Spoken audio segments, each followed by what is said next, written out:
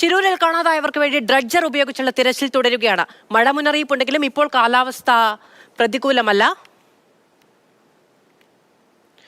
ആവശ്യമെങ്കിൽ കരയോട് ചേർന്നുള്ള ഭാഗത്തു കൂടി പരിശോധന നടത്തും. കെ.ബി. ശ്രീധരൻ വിവരങ്ങളുമായി ചേരുകയാണ്. ശ്രീധരൻ, ഇപ്പോൾ തിരച്ചിൽ നടക്കുന്നത് ഏത് മേഖലയിലാണ്? ഈ റിട്ടയർഡ് മേജർ ജനറൽ ഇന്ദ്രബാലൻ അദ്ദേഹത്തിന്റെ സേവനം ലഭ്യമായ സമയത്ത് അദ്ദേഹം ചൂണ്ടിക്കാണിച്ച ഇടങ്ങൾ കേന്ദ്രീകരിച്ചുള്ള പരിശോധനയൊക്കെയായിരുന്നു നടത്തുന്നത്. പക്ഷേ ഇന്നലത്തെ തിരച്ചിലിൽ കാര്യമായ പുരോഗതി ഉണ്ടായിരുന്നില്ലേ?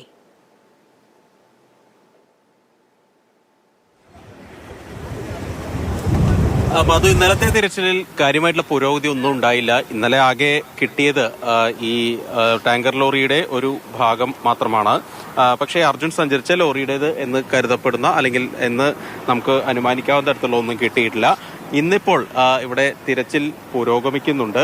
ഏതായാലും എന്തോ ഒന്ന് അടിയിൽ നിന്ന് പൊക്കിക്കൊണ്ടുവരാനുള്ള ഉയർത്തിക്കൊണ്ടുവരാനുള്ള ശ്രമത്തിൽ തന്നെയാണ് ഇപ്പോൾ ഉള്ളത്. നേരത്തെ 2 ഡൈവർമാർ പുഴയുടെ അടിത്തട്ടിലേക്ക് പോയിരുന്നു. അവർ അതിനടിയിൽ നിന്നുള്ള ദൃശ്യങ്ങളൊക്കെ പകർത്തി മുകളിലേക്ക് വരികയും ചെയ്തു. ഇപ്പോൾ അടിയിൽ നിന്ന് എന്തോ കൊളുത്തി മുകളിലേക്ക് കൊണ്ടുവരാനുള്ള പരിശ്രമത്തിലാണ് ഈ ഡ്രഡ്ജിംഗ് കമ്പനിയുടെ തൊഴിലാളികൾ എല്ലാം തന്നെ ഉള്ളത്.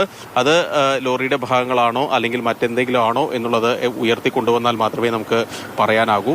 ഏതായാലും ഇന്നലെ കഴിഞ്ഞ ദിവസങ്ങളിലൊക്കെ ടാങ്കർ ലോറിയുടെ ടയറും അതുപോലെ തന്നെ മഡ്ഗാർഡും ഉൾപ്പെടെയുള്ളതൊക്കെ കണ്ടെത്തിയിരുന്നു. പക്ഷേ അർജുന്റെ ലോറിയുടേതെന്ന് നമുക്ക് പറയാവുന്ന തരത്തിലൊന്നും ഇതുവരെ കിട്ടാത്തത് വലിയ നിരാശയുണ്ടാക്കുന്ന കാര്യമാണ്. ഏതായാലും ഇന്ന് ഇപ്പോൾ അല്പസമയത്തിനകം തന്നെ ഈ പുഴയുടെ അടിത്തട്ടിൽ നിന്ന് ഈ എന്താണോ അവിടെ കണ്ടത് അത് ഉയർത്തിക്കൊണ്ടുവരാനുള്ള ശ്രമങ്ങളാണ് നടത്തുന്നത്. ഇന്നിപ്പോൾ 5ാം ദിവസത്തിലാണ് തിരച്ചിൽ പുരോഗമിച്ചുകൊണ്ടിരിക്കുന്നത്. കൂടുതൽ ഡൈവർമാരൊക്കെ ഇവിടേക്ക് എത്തിയിട്ടുണ്ടോ ഡ്രഡ്ജിംഗ് കമ്പനിയുടെ തന്നെ. അവരേതായാലും ഇപ്പോൾ പരിശോധനകളൊക്കെ നടത്തുകയും ചെയ്യുന്നുണ്ട്. ഡ്രഡ്ജറിന്റെ കമ്പനിയുമായുള്ള കരാറൊക്കെ ഇനി വളരെ കുറച്ച് ദിവസങ്ങൾ കൂടിയല്ലേ ഉള്ളൂ. അത്രയും ദിവസങ്ങൾക്കപ്പുറത്ത് ഈ 2ാം ദൗത്യത്തിന്റെ ഒരു ഭാവി എന്താണ്?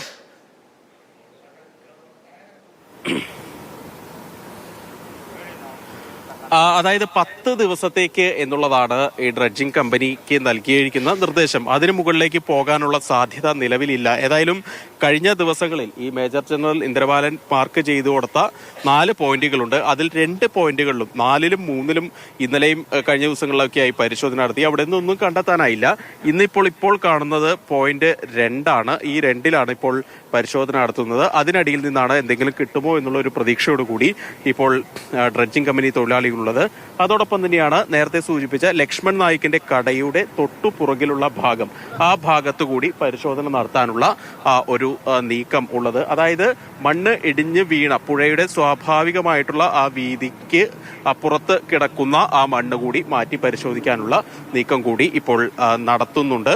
ഏതായാലും ഈ കോണ്ടാക്ട് പോയിന്റ് 2ലും 1ലും പരിശോധന നടത്തിയ ശേഷമായിരിക്കും ആ ഭാഗത്തേക്ക് കൂടി പരിശോധന നീങ്ങുക എന്നാണ് മനസ്സിലാക്കുന്നത്. അതൊരു പക്ഷേ ഇന്നും ഉണ്ടാവാനുള്ള സാധ്യത കുറവാണ്. ഇന്ന് 1ലും 2ലും വെള്ളത്തിൽ തന്നെയായിരിക്കും പരിശോധന.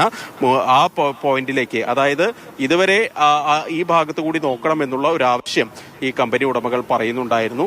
ആ ഭാഗത്തു കൂടി അർജുന്റെ ബന്ധുക്കളും ലോറി ഉടമയൊക്കെ പറയുന്നുണ്ടായിരുന്നു. ആ ഭാഗത്ത് കൂടി പരിശോധിക്കാനുള്ള ഒരു നീക്കം കൂടി ഉണ്ട് എന്നാണ് മനസ്സിലാക്കുന്നത്. ഏതായാലും അല്പസമയത്തിനകം തന്നെ ഇപ്പോൾ എന്തിലാണോ ലൊക്കേറ്റ് ചെയ്തിരിക്കുന്നത് ആ വസ്തു മുകളിലേക്ക് കൊണ്ടുവരാനുള്ള ശ്രമങ്ങൾ ആരംഭിക്കും. 2 ഡൈവർമാരിൽ ഒരാൾ ഇതിനോടകം തന്നെ ഇപ്പോൾ താഴേക്ക് പോയിട്ടുണ്ട്. ഒരുപക്ഷെ അത് ഹുക്കിട്ട് ഉയർത്തുകയായിരിക്കും. സാധാരണ രീതിയിൽ ഹിറ്റാച്ചിയുടെ കയ്യിൽ കൊളുത്തി തന്നെയാണ് മുകളിലേക്ക് കൊണ്ടുവരാറുള്ളത്. പക്ഷേ ഇത്തവണ ക്രെയിൻ ആ ഭാഗത്തേക്ക് തിരിച്ചു വെച്ചിരിക്കുകയാണ്.